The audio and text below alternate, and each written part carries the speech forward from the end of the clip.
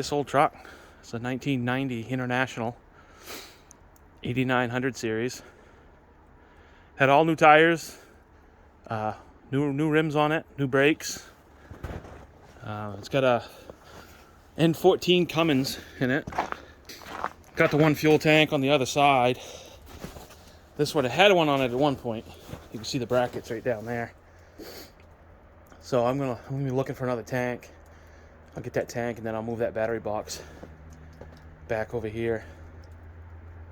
One other thing I had to do was when I got the truck, that pump right there, that PTO pump, that's what runs the body up and down, was mounted way back here, and it was only about 1.5 feet off the ground. And it had a really long, I don't know if you can see it, but right in there is the PTO. See it right down in there?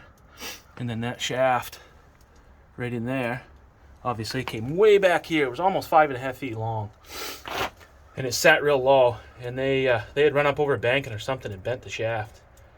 Well, they didn't tell me when I went and looked at it. And I got there before they did. And they told me just check it out. Started the truck. Put the PTO in. It spun around. Hit that air tank. Didn't do anything to the tank. And I think maybe I hit the bracket first. And come flying out from under the truck. So I had to build a new drive shaft, and I moved the pump. And the other thing they had done too is, you can't really see it, this bracket right here is just a piece of angle, and that's all they had mounting it. It just went up to a cross member up in there, if you can see it or not. Excuse me, it was this one here, and it would flop around really bad. So I built it, I put this on. And then I put this over to it to strengthen it, you know, left and right. And then that piece of angle right there goes up to another cross member, bolted on, and it strengthens it 4.5. So it's really solid now. It's not going anywhere. I gotta take that hitch. I don't know what they were just towing, a small little trailer, like a car trailer, 12,000 pound or something like that. They didn't do a very good job. If you look underneath, they were pulling on something pretty hard at one point. So I'm going to cut all that off, cut it right back to the original frame, and build a new hitch plate. And I got to fix a little things like this in the body. But like I said, this body's coming off. I'm not keeping it. But we'll run it this summer, make a little money.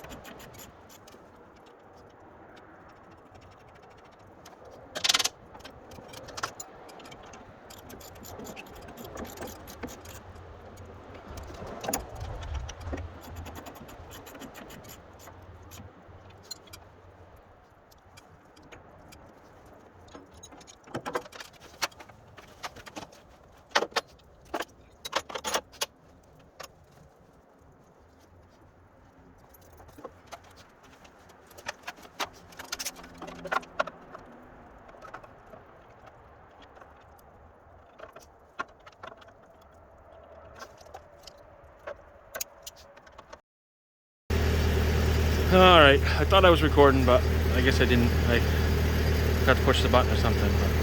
But, what we're doing is putting on a maxi can or service can, whatever you want to call them, to operate my tailgate. As you can see, this had the old little handle on it. This is what we're putting on. Set it down right here, you can see it. And that's just a front service can. They usually put them on the front end of a truck. Sometimes they have them on one of the rears. Typically, those would be mounted up underneath in the middle. But with this body, it's got that subframe on it. There's absolutely no room under there.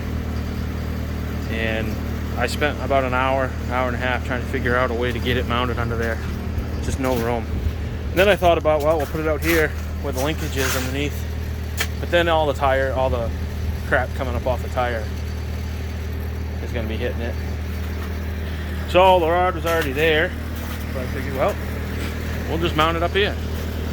So I got the mount all welded in there. Yeah, and I put the wire, the tarp, that's run down to there. I got to run it down the length of the body, but I got to run an air line up here too for this can, so run them together. All welded on.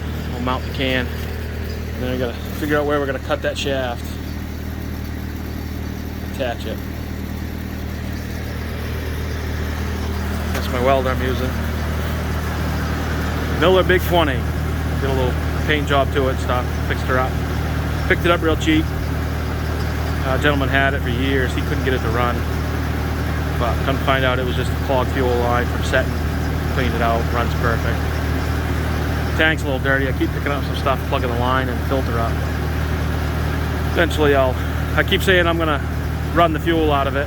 When it runs out of fuel, I'll take the tank off and clean it, but that's done that about 6 times now and I still haven't done it.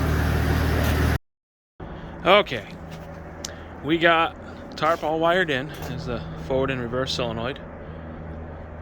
We got this set of wires here that runs down to the frame, the length of the frame back up to the body to the motor, and then these two here are run directly to the battery, and then these two run inside,